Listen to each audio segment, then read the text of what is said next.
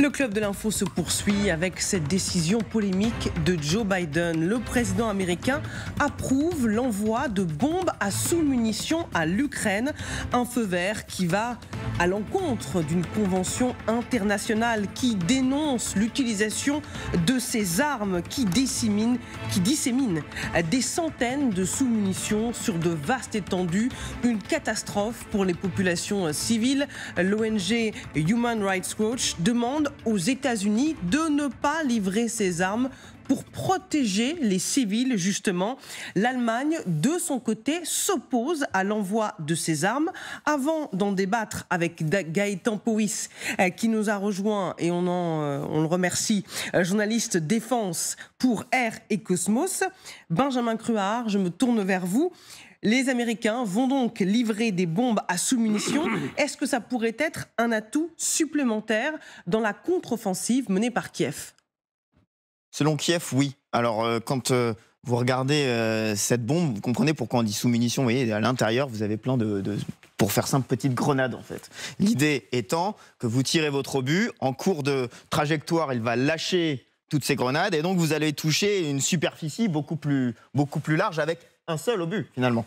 Et donc, quand vous regardez les images, vous comprenez pourquoi les Ukrainiens le voudraient dans la contre-offensive. Vous allez pouvoir taper des champs minés, des larges tranchées sur des... Vous voyez, la superficie que vous pouvez... Avec un seul obus, hein, la superficie que vous pouvez comme ça frapper. Alors, d'après les médias américains, avec un seul obus, il y en a deux modèles. Soit vous lâchez 72 grenades, soit vous lâchez 88 grenades. Ce qui est quand même très important. Les médias américains qui, donc, en sont persuadés. AP a confirmé l'info du New York Times. Il y en aura dans le paquet d'aide aujourd'hui, d'autant que les Ukrainiens ont le dispositif, les fameux Howitzer M777 pour les envoyer. Benjamin, pourquoi ces armes sont si controversées ? Oui, raison numéro 1, vous l'avez vu, c'est quand même pas très précis. Raison numéro 2, vous voyez les sous-munitions, de 2 à 30% qui n'explosent pas. Et donc qui restent sur les terrains pendant des années. Il se trouve que cette nuit, l'ONG Human Rights Watch a publié un article pour dire les deux camps en ont utilisé depuis le début de la guerre. On n'en a pas parlé, mais ils disent à Izium en 2022, au moins 8 civils tués et 15 blessés sur une attaque ukrainienne. Et ils affirment que les forces russes, eux, l'utilisent largement depuis le début de ce conflit. Et ils demandent d'arrêter tout de suite parce que ça va provoquer des morts pendant de nombreuses années.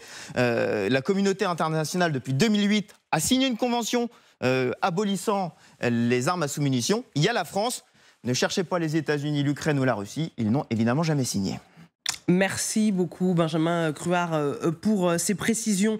Avant de vous entendre en plateau, Gaëtan Powys, une question. Quel est l'impact réel de ces armes sur le terrain ? Parce qu'au-delà des dégâts que ça peut faire sur les civils, est-ce qu'au moins ça a une efficacité ? Est-ce que c'est décisif potentiellement ? Donc oui, ça peut vraiment avoir ce type de munitions, donc le DPICM peut vraiment être efficace contre des zones, des surfaces. On n'est plus du tout sur un tir de précision, on ne cherche plus à arroser une cible spécifique. On est vraiment sur donc une zone qui peut être traitée, on est sur un diamètre environ de 200 mètres. Vous pouvez traiter avec un obus qui va larguer, comme expliqué, des sous-munitions, des petites grenades qui ont à la fois la capacité d'être anti-personnel mais aussi anti-blindés. Pas anti-char, mais anti-blindé quand même. Donc ça peut être très intéressant, encore plus que pour tout ce qui est tranché, par exemple, vous pouvez saturer la zone avec plein de petites grenades et vous avez beaucoup plus de chances d'avoir ces grenades qui vont tomber dans les tranchées directement, là où il faudra avoir de nombreux obus classiques pour essayer de taper directement la tranchée. Vous pouvez aussi avoir les Américains, donc les DPICM, c'est une grande catégorie de munitions. Il n'y a pas que les obus d'artillerie. Les HIMARS, par exemple, peuvent avoir ce type de munitions, mais les Américains estiment qu'un HIMARS, une roquette d'HIMARS équipée en DPICM peut traiter une zone équivalente à 5 roquettes HIMARS classiques.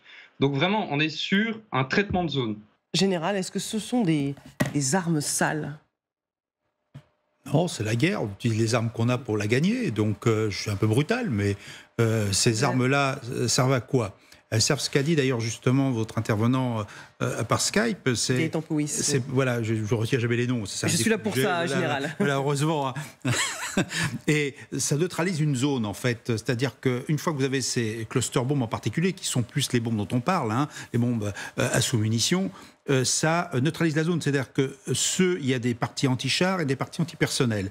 Et ça tombe un petit peu partout, c'est la pluie. En gros, si on prend les 72 bombes qui font référence, c'est en gros 2 terrains de foot qui sont neutralisés. C'est-à-dire que tous les hommes qui y sont, tous les combattants, seront susceptibles soit d'être frappés directement par cette bombe qui tombe au hasard, enfin cette petite grenade, soit ils ne pourront plus se déplacer en toute sécurité.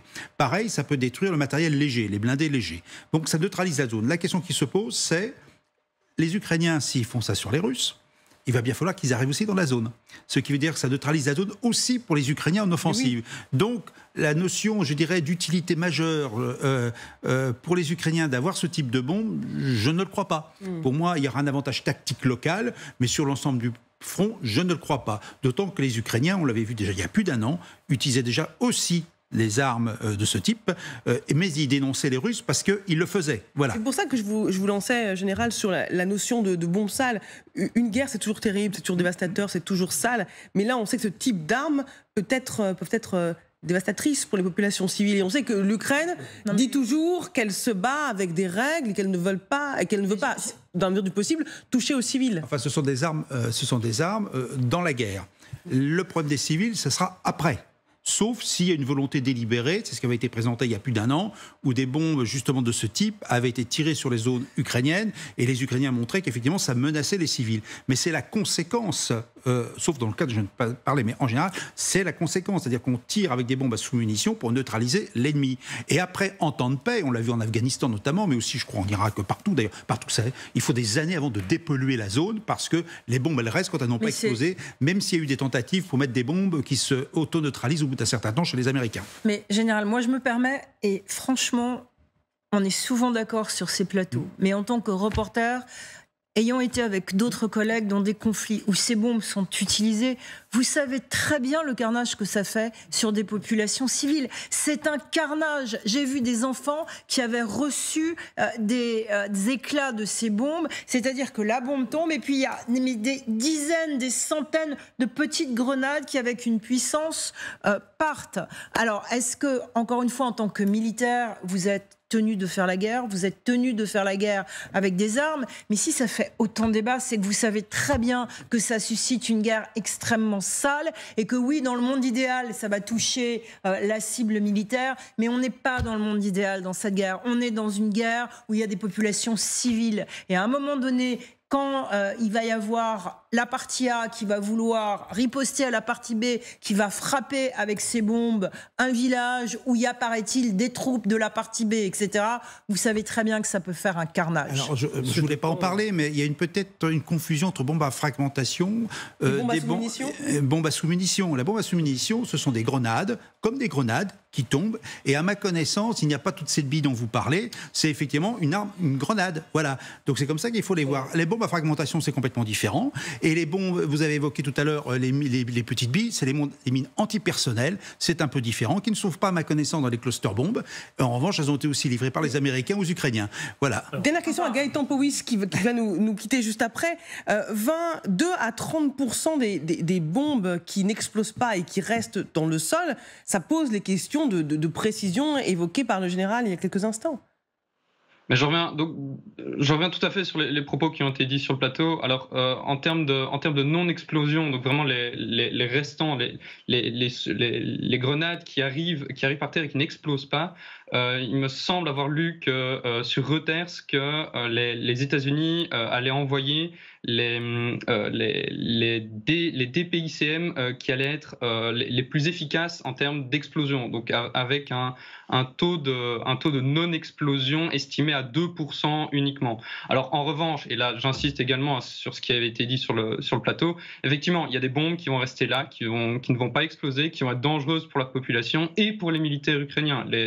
Les Marines américains en ont fait l'expérience, et même les forces armées américaines en général en ont fait l'expérience en Irak. quand ils ont utilisé ces bombes sur certaines zones et ont clairement eu des pertes à cause de leur utilisation, de leur tir de ce type d'engin, et donc il y a tout un protocole qui a été développé par après. Et donc, à voir si les Ukrainiens vont aussi avoir ce protocole, sachant qu'il y aura en plus les mines, en plus les Russes, en plus. Donc, vraiment, c'est. Et puis, effectivement, malheureusement, dans un troisième temps, parce que ça va arriver, c'est une guerre, malheureusement, il y aura des pertes civiles, parce qu'il y aura un enfant qui jouera au foot et qui ira chercher sa balle à côté d'un champ qui n'aura pas été déminé, où il y aura eu ce genre de munitions et qui malheureusement va probablement être grièvement blessé. Oui, c'est ce terrible risque face à ces armes. Merci Gaëtan Pouis, journaliste défense pour Air et Cosmos, d'avoir été avec nous en direct sur LCI.